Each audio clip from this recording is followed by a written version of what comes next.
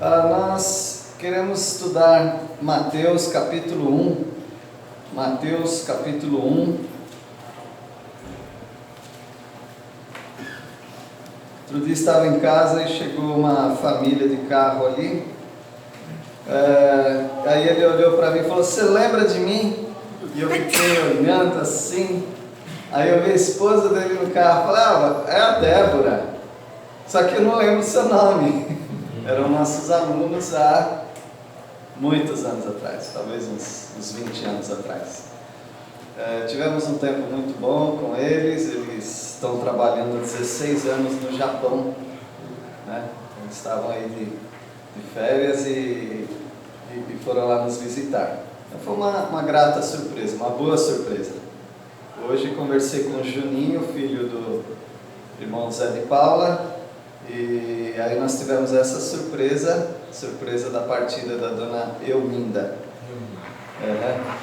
Mas a gente fala Orminda, né? Mas é Elminda. Então são duas surpresas, uma surpresa boa, outra surpresa dolorosa. E o Evangelho é uma surpresa também. O Evangelho abarca nele, ou seja, está no Evangelho algumas surpresas. Coisas que nós não esperávamos, o mundo não esperava, e Deus vem com essa boa surpresa. Para Deus não era surpresa.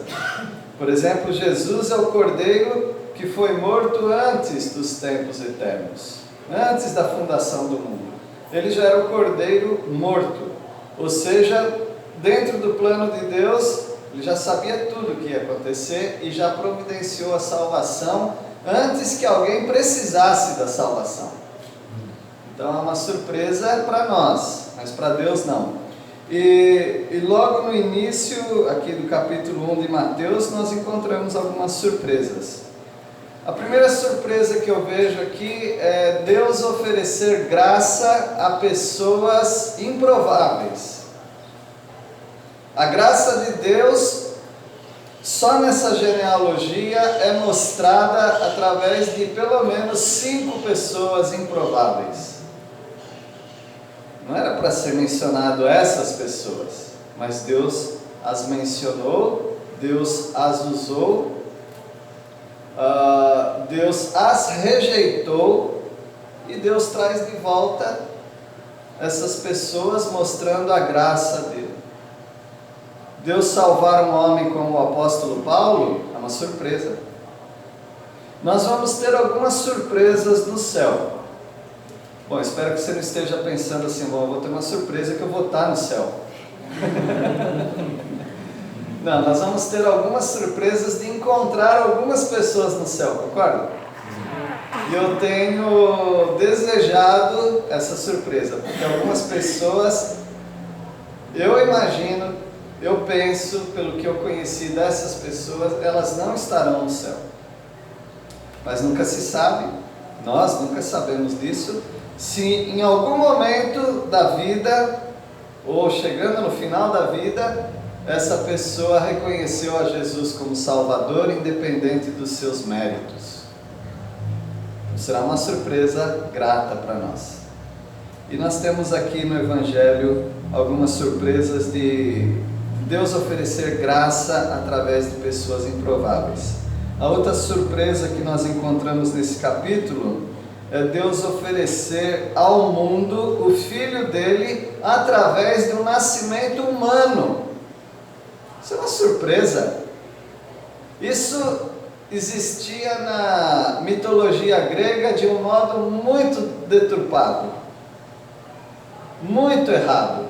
Mas o Deus Santo vindo a esse mundo, mandando o Filho dele, que é Deus, a esse mundo, através de um nascimento humano. Impressionante isso. Impressionante que José não era o pai de Jesus. Agora uma surpresa, hein? Maria também não era a mãe de Jesus. Quando eu falo isso, as pessoas têm uma surpresa. Maria não era a mãe de Jesus.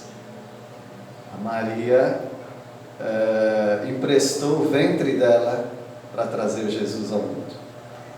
Jesus é Filho de Deus.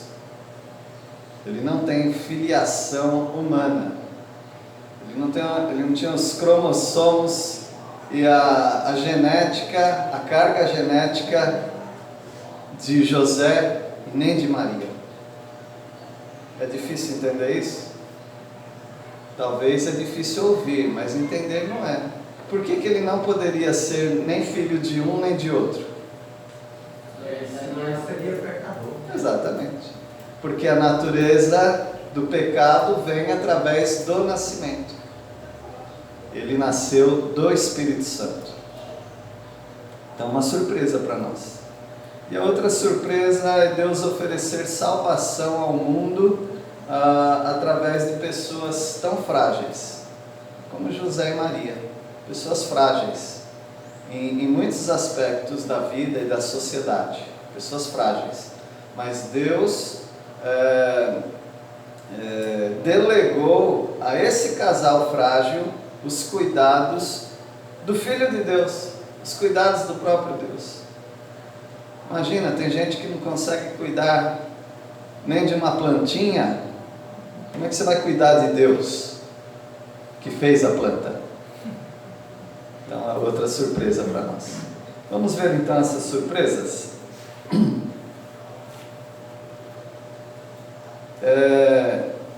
Nos primeiros 17 versículos há uma lista telefônica, os nomes, e alguém pode falar, mas isso aqui não tem graça nenhuma ler uma coisa dessa, não tem o que aprender.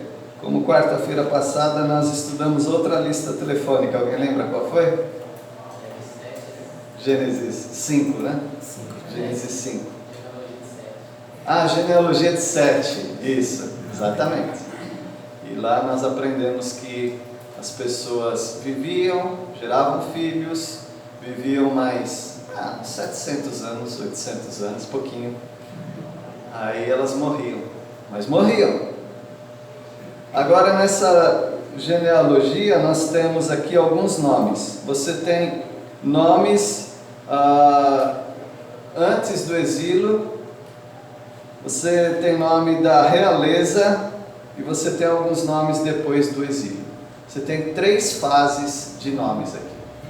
E essas 3 fases, etapas dos nomes, são divididas em 14 gerações. É matemático? É real? Houve realmente 14 gerações? Não. Teve nome que ficou de fora. Deus não quis colocar. Mas Deus queria dividir em 3 partes 14 gerações. Alguém pode ler o versículo 17? Mateus 1, 17. Portanto, são 14 gerações de Abraão até Davi, 14 de Davi até o exílio na Babilônia, 14 do exílio na Babilônia até Cristo. Alguns falam de contabilidade criativa, mexer com os números para dar certo no final. Aqui houve uma contagem de genealogia criativa, para dar certo 14, 14, 14. Mas não são esses números realmente. Deus quis fazer assim, dividir dos patriarcas até a monarquia, que é o rei Davi, da monarquia, que é Davi, até o último rei, que seria... Qual foi o último rei antes do exílio? O pessoal do Peniel? O Zedequias, né? O último rei, mas também não está aqui. Mas Deus queria fazer 14, 14, 14. Depois do exílio até Cristo, mais 14 para gerações. Evidentemente não eram reis, porque a realeza termina com o exílio. O livro de Mateus, ou o Evangelho de Mateus, é escrito por ele mesmo, né? Por Mateus, que tinha outro nome. Qual era o nome dele? Levi. E ele homenageia ou faz menção de um aspecto da pessoa de Jesus Cristo, do ofício de Jesus, que é o rei. Então Mateus fala de Jesus como rei. Mateus teria simbologia aí dos 4 seres viventes do leão. Então, Mateus é o leão da tribo de Judá, porque é da tribo de Judá que veio Jesus. Em hebraico, também em outras línguas, as letras têm uma equivalência numérica. Bem? Então eles pegam letras e aquelas letras têm valor numérico. Aí se você pegar no hebraico o nome Davi e contar as letras e somar, aí vai dar um valor que é o valor de 14. Então, Davi tem um valor numérico de 14. Então Deus já queria lembrar da realeza, da linhagem de onde Jesus Cristo veio. Ele é o leão da tribo de Judá, e da tribo de Judá veio Davi, e Jesus é o filho de Davi, o descendente de Davi. Então provavelmente por isso que Deus queria fazer essa numeração do nome dele, 14, e dividir em 14 gerações. E aqui nós vamos ver 5 pessoas. Normalmente você vai encontrar 4 pessoas. A graça de Deus sobre 4 pessoas, mas dá para enxergar mais uma pessoa aqui que houve um presente especial de Deus para o nome daquela pessoa. Então alguém pode ler, por favor, o versículo 1 e 2?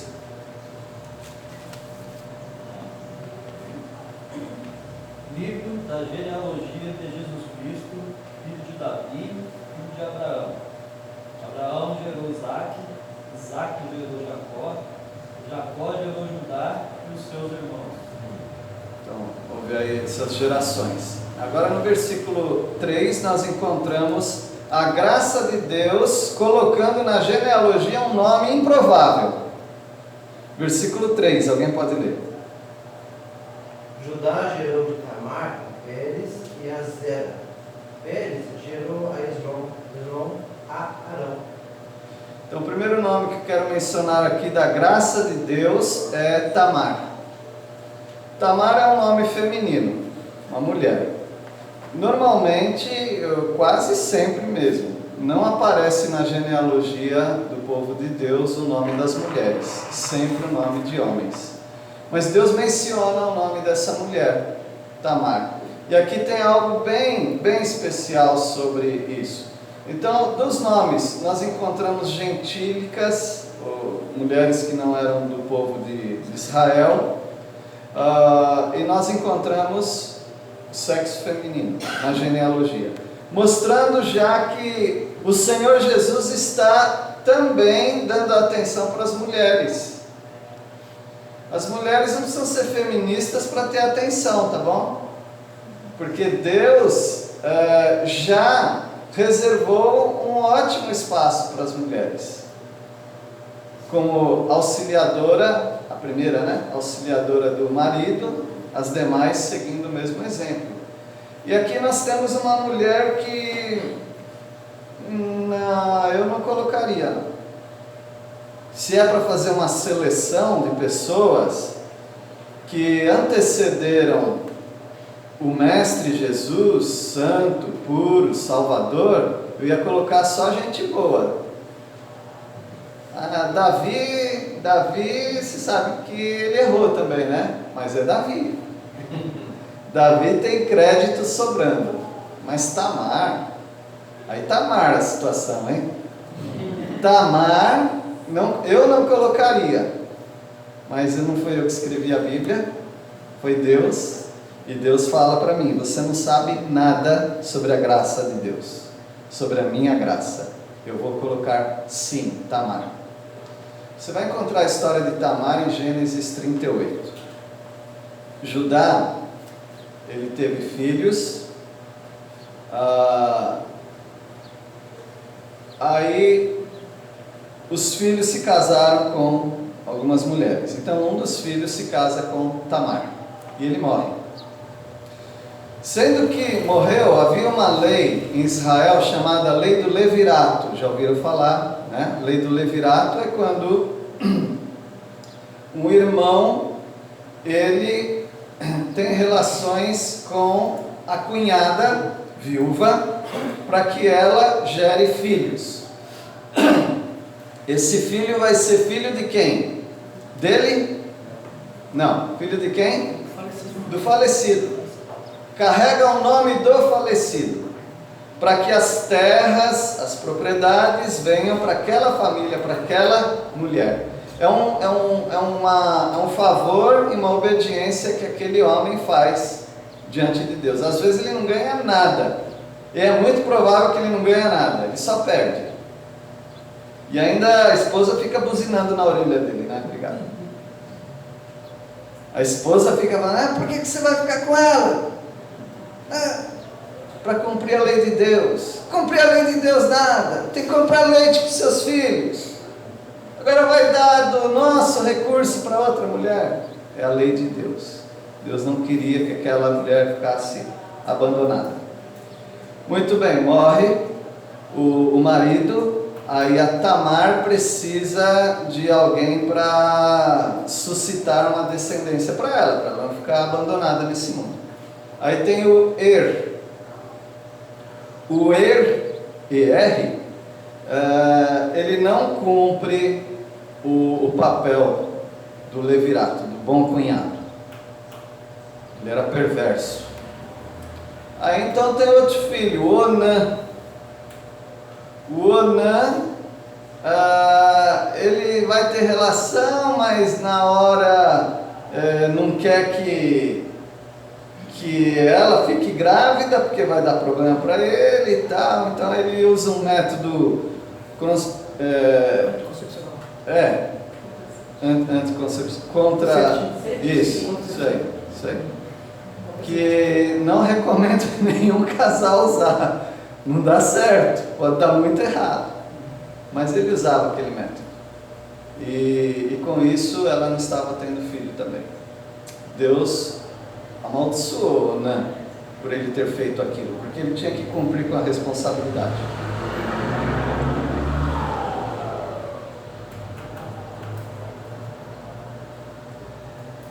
Aí a Tamar falou, Judá, é o seguinte, você tem uma responsabilidade para comigo, não tem filho aí não? Falou, deixa o... esqueci o nome dele. Selá, sei lá. Deixa o Selá crescer, né? O Weber depois, né? Depois tinha um outro também.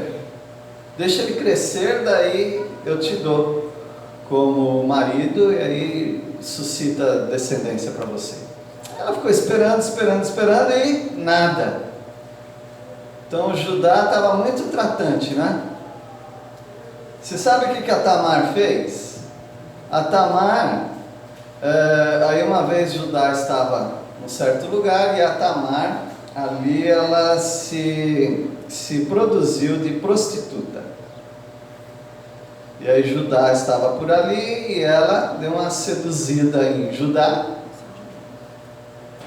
e Judá teve relação com ela. Interessante, né? Tem mulheres que querem ficar grávidas, a gente sofre com elas, a gente ora por elas e não consegue ficar grávida, tá? Na Bíblia, uma vez já fica grávida, né? E aconteceu então que ela teve relação com ele, e ela, muito esperta, ele não sabia que era Tamar. Ela, muito esperta, pediu 3 coisas para ele. Ela pediu o cajado, ela pediu o cinto e ela pediu o anel. Esses 3 objetos ficaram com ela. Depois ela ia devolver. O tempo passou, tal, aí aparece Tamar, grávida, reivindicando o seu direito a Judá. Judá negou, né? Aquele negócio lá, não sou pai, não. Teste de DNA. Ela tinha o teste de DNA. Ela tinha o teste do DNA. Você é o pai. Como é que você prova isso? Aí ela pega o cajado, o cinto e o anel. Por isso eu falo, homens, não mexam com mulheres. Elas têm uma cabeça que a gente não atinge. Eu não ia falar isso, não.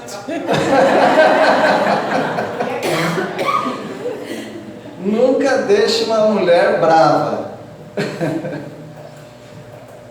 Você sabe o que Judá fez? Humildemente, ele reconheceu. Realmente, o teste do DNA está aí. Meus irmãos, essa mulher entrou na genealogia. Essa mulher entrou na genealogia. Judá foi trambiqueiro. Essa mulher também foi. Ou seja, só tem gente que não presta na ancestralidade de Jesus Cristo. A única família perfeita é a sua. Mas na Bíblia só tem famílias imperfeitas. E Deus abençoou Tamar, e dela veio Pérez, e veio até um outro, né, Jonas? Zera. Isso.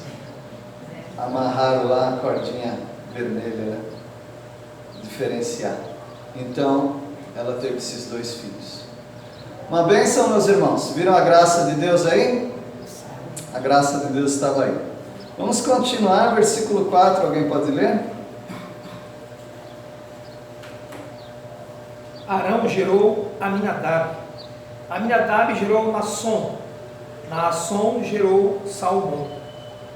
Isso, aí nós temos a outra surpresa. Tamar foi uma surpresa na genealogia, agora nós temos a segunda surpresa, versículo 5. Salmão gerou Boaz, cuja mãe foi Raabe. Boaz gerou Obed, cuja mãe foi Rute. Obed gerou Jessé. Olha, aí a gente já está pertinho do que a gente conhece, né? Jessé é pai de quem? Pai de Davi. Então a surpresa que nós temos aqui é esse outro nome, que é Raabe. O povo de Israel no Egito, né? Ou melhor, no deserto, Moisés manda espias, 12 espias, um de cada tribo de Israel, para espiar a terra, ver como que era. E aí eles trouxeram aqueles frutos e foi uma beleza, né? Ali é a terra ótima. Só que só 2 que viram com bons olhos. Quem foram? Josué e Caleb. Os outros 10 só falaram mal. Falaram que lá tinha gigantes e a gente ia ser esmagado por eles, né? Esses espias, alguns deles, né? Eles estavam passando por Jericó. E lá eles encontraram Raabe. Agora, surgiu o rumor de que havia espias de Israel espiando a terra ali, então eles queriam pegar e matar. Raabe os escondeu no eirado, né, que é a laje. Ela colocou lá debaixo do feno, da palha, né? Escondeu. Quando vieram os perseguidores ali, os investigadores, perguntando se ali tinha passado pessoas, tal, ela falou que não, porque ela tinha mandado também eles para as montanhas. E aí quando eles perguntaram, falaram, eles foram por ali, mandou para outro caminho. Então ela os protegeu.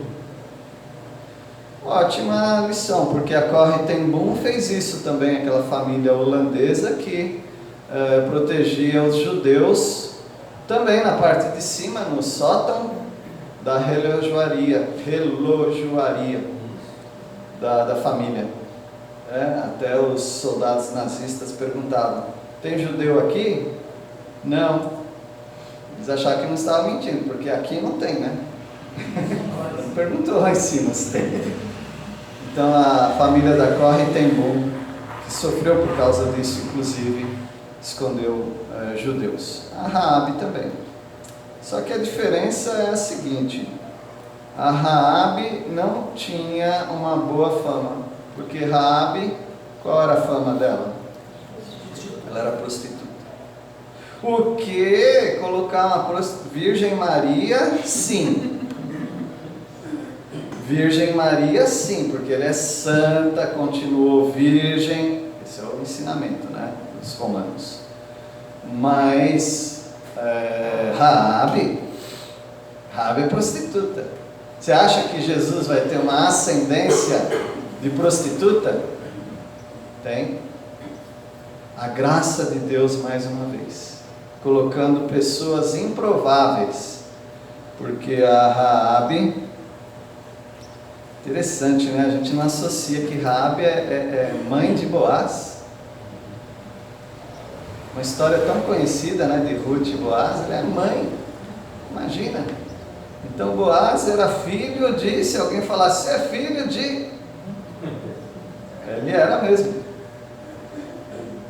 Talvez por isso, não sei, por isso ele tinha um cuidado com aquela mulher que não era do povo de Israel, porque a mãe dele também era uma desqualificada. E pessoas desqualificadas, quando andam corretamente, elas têm a tendência de aceitar outros desqualificados. Pessoas muito santas, igual nós, temos a tendência de rejeitarmos pessoas desqualificadas. Dá vergonha de estudar a genealogia de Jesus. Porque você fala, perfeito é só Jesus, mas a família de Jesus não tinha nada de perfeição. Mas Deus poderia escolher outras, né? Pessoas, pelo menos gente desconhecida, porque se você não conhece, aí você não conhece. Mas para ele citar Tamar, depois ele cita Raabe, isso mostra que Deus está oferecendo ao mundo aquilo que o mundo não tem, graça. O mundo é desqualificado. E aí você tem a outra, no mesmo versículo, a outra mulher, que é a Ruth. Ruth, que é a esposa de Boaz, porque Boaz fez aquilo que o outro deveria ter feito. Ele deveria ter suscitar quer dizer levantar a descendência de resgate para resgatar quem? Ruth? Não, Ruth não era do povo de Deus. Resgatar quem? Noemi, a sogra dela.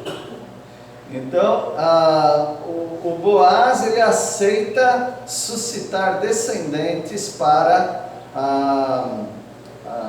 vocês falaram aí? Obrigado. A Noemi. Então, o filho de Ruth, na verdade, seria o filho de Noemi, ela que estava sendo resgatada. E Boaz, ele abraça literalmente e também de modo simbólico a família de Noemi através de Ruth, uma desqualificada. Ela não era prostituta, mas ela era moabita. Moabe era um povo profano, não era o povo de Deus. E Deus nos envergonha mais uma vez, chamando para a genealogia Ruth. E a Ruth gera Obed, Obed gera Jessé, Jessé gera Davi. Que bênção, né?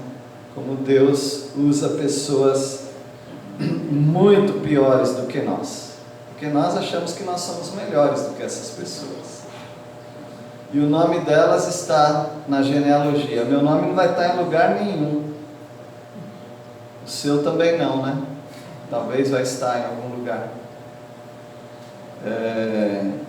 Deixa eu reforçar meu aviso aqui, caso vocês estejam aqui quando eu não estiver mais, não coloca nome de sala com meu nome, tá? Por favor. Por favor. Obrigado. Por favor. Você não ia fazer isso mesmo, tá? Aí se vocês tiverem um prédio, não coloca lá, esse prédio se chama, não coloca. Vocês fazem se vocês quiserem, eu vou botar aqui mesmo. Mas, meus irmãos, nós temos a tendência de valorizar pessoas importantes, não é isso? E Deus tem esse péssimo hábito de valorizar pessoas que não prestam. Brincadeira, tá, gente? Deus tem essa especialidade de valorizar pessoas que não prestam, pessoas desqualificadas. Que bênção isso. Porque o apóstolo Paulo fala algo semelhante. Deus chamou nesse mundo quem? Não muitos nobres, de nobre nascimento. Mas ele chamou essas pessoas fracas. Para que ele fez isso? Para envergonhar os fortes. E o próprio Paulo falou: quando sou fraco, então é que sou forte. Deus tem essa especialidade, meus irmãos. Portanto, se você acha que a sua vida está um fracasso, não está conseguindo, especialidade de Deus é pegar carro velho e transformar em uma belezura. Deus faz isso. E Deus fez isso com Tamar, Deus fez isso com Raabe, Deus fez isso com Ruth. Alguém, versículo 6. Jessé gerou ao rei Davi, o rei Davi a Salomão, a que fora mulher de Cunhas. Deus então chama mais alguém para a genealogia de Jesus. Jessé gerou a Davi, o rei Davi gerou a Salomão. Mas não fala de quem? De quem? Vamos falar a verdade. Dela, que estava tomando banho. E aí o Davi acessou o site www mulher tomando banho. Pornografia, né? E aí Davi fez uma coisa muito, muito feia. Uma mensagem que já preguei algumas vezes, Davi, ele caiu em degraus, 14 degraus. Ele foi caindo, só foi piorando. Ele podia consertar na hora, mas ele só foi caindo.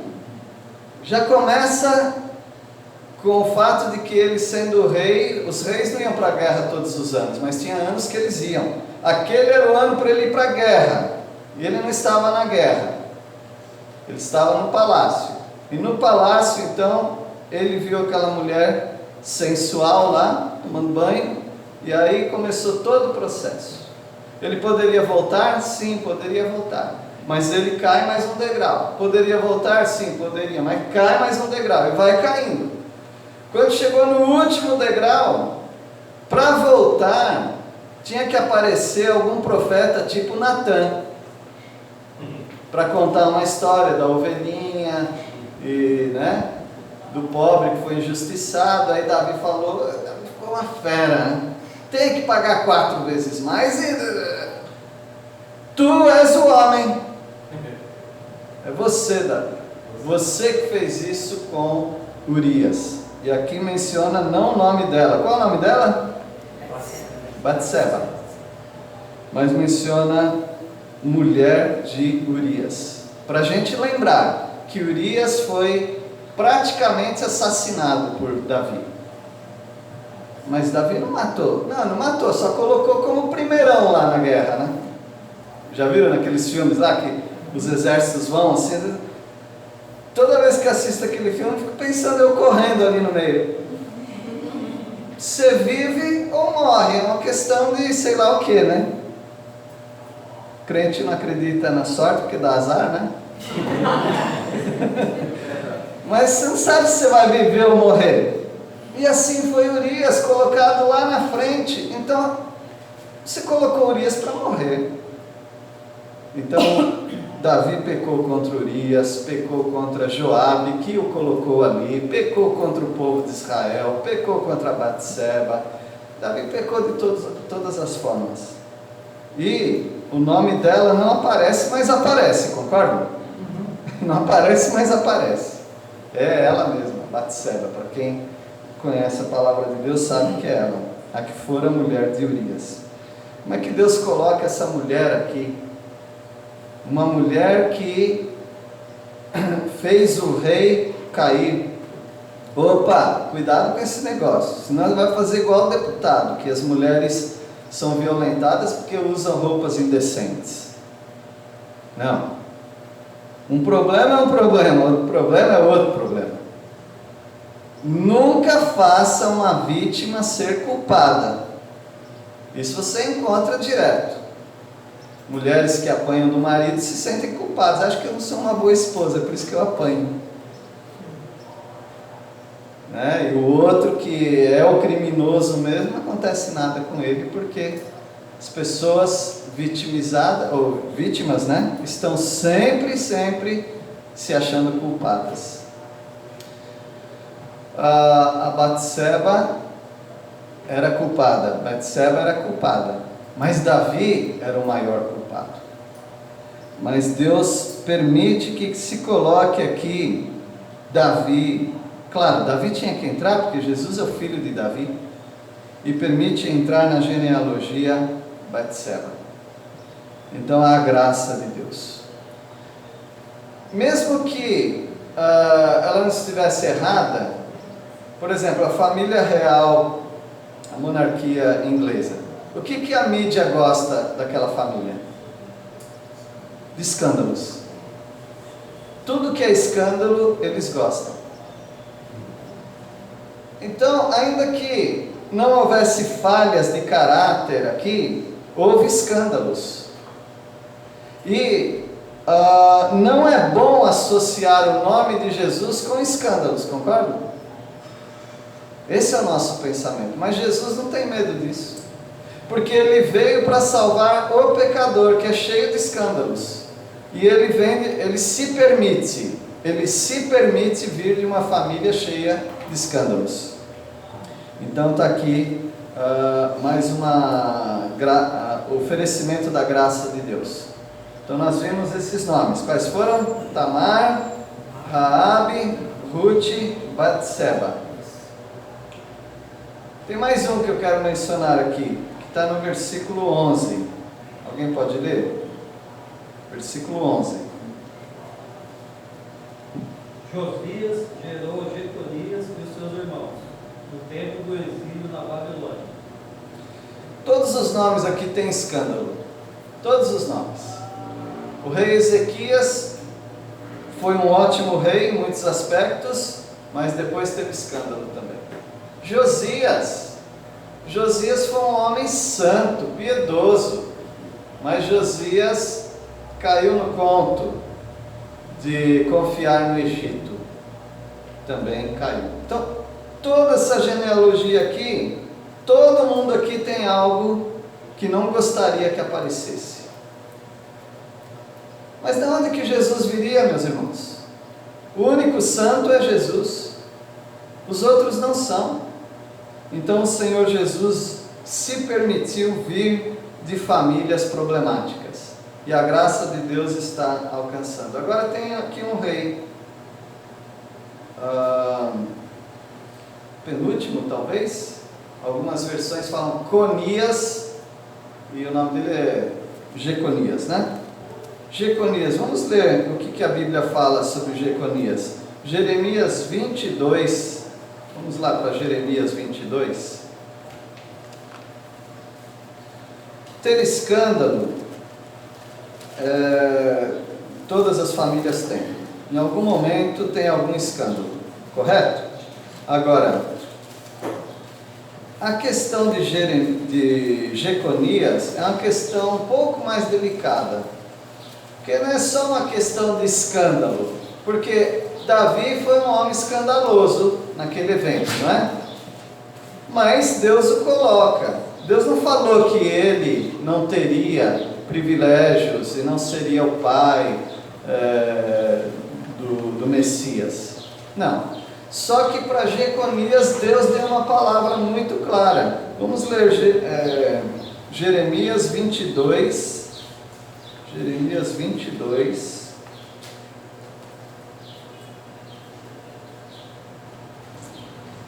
Está falando aqui de Jeconias, né? Versículo 24, alguém pode ler? Tão certo como eu vivo, diz o Senhor, ainda que Jeconias, filho de Joaquim, rei de Judá, fosse o anel de selo da minha mão direita, eu Davi o arrancaria. Então imagina um rei tirar o anel. Então Deus está dizendo, ainda que Jeconias fosse o anel da minha mão direita, ou seja, poder máximo, eu arrancaria esse anel, eu arrancaria Jeconias. Jeconias, eu estou dizendo, Deus, né? Eu estou dizendo, Jeconias não vai ter descendentes que subam no trono de Judá. Acabou. Jeconias está amaldiçoado, bem como a sua descendência. A descendência de Jeconias não sobe no trono. É o que eu estou dizendo. E aí Deus fala coisas sobre Jeconias, né? Versículo 28, qual o caráter de Jeconias? Homem vil. É um vilão. Daí vem vilão, né? Vil, mal. É um homem mau. Coisa quebrada. Objeto que ninguém se agrada. Por ele, porque foram lançados fora ele e seus filhos e arrojados para a terra que não conhecem. Aí o versículo 30, alguém pode ler? Assim diz o Senhor: registre Joaquim como homem sem filhos. Ele não terá êxito, pois não terá filhos que o sucedam no trono de Davi, para reinar em Judá. Aqui está falando Joaquim, tá? Mas é o Jeconias, filho de Joaquim, a cada nome, né? Confunde tudo. Joaquim é o Jeconias. Então, o Jeconias, a promessa de Deus é essa: pode registrar. Pode registrar. É como se esse homem não tivesse filhos. Quem vier depois dele não é nada. Não vai ser, ninguém vai subir no trono, não vai prosperar. Nenhum dos filhos vai prosperar para sentar no trono de Davi e ainda reinar em Judá. Aí você chega em Mateus, quem que está lá? Jeconias. Antes de você falar que Deus é mentiroso, antes de você falar essas coisas sobre Deus, saiba que Deus poderia te mandar para o inferno, mas não mandou. Você vai reclamar? Como é que se chama isso? Graça. Misericórdia. Deus falou que ia destruir Jerusalém. Falou até para Davi escolher qual o castigo que ele queria. Bom, eu não quero nenhum, né? Mas tem que escolher um que eu caia na mão de Deus. Tem que cair na mão dos homens, estou perdido. Por que cair nas mãos de Deus? Por causa da misericórdia.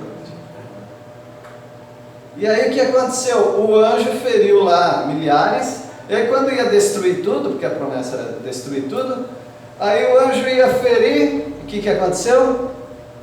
Deus impediu. Deus impediu. Então Deus é mentiroso? Não, Deus é gracioso. Você já fez isso com seus filhos várias vezes? Você falou que ia dar uma surra. Você vai dar uma surra. Aí depois ele deu aquele sorrisinho de criança, né? Você não deu a surra nele. Você é mentiroso? Não. Você só é pai e mãe. E é assim que são os pais. Assim é o nosso Deus. Alguns têm falado que José não era da linhagem real, que Maria não é. É sem engano, gente. Mateus, Lucas. Mateus, a genealogia de José. Lucas, a genealogia de Maria. Ambos são descendentes e equipados para serem da família real. Eu acho que a única maneira de explicar Jeconias aqui é a graça de Deus. Então essa é a graça de Deus. Que Deus abençoe os irmãos. Comecem a olhar para as pessoas piores do que você como pessoas alvo da graça de Deus. Deus pode transformar pessoas que vocês nem imaginam. Por exemplo, vocês. Deus os abençoe. Nosso Deus, obrigado pela Tua palavra. Nós ficamos constrangidos com a Tua graça. Escolhas que o Senhor fez que nem nós faríamos. Mas a Tua graça alcançou essas pessoas. Elas são homenageadas, lembradas. E lembrando para nós que mesmo pecadores são agraciados pelo Senhor. E essas pessoas acabam tendo uma importância nesse mundo. E exemplo disso somos nós. Nós não somos capazes nem fiéis, mas o Senhor nos considerou assim pela Tua graça. Nós te agradecemos em nome de Jesus. Amém.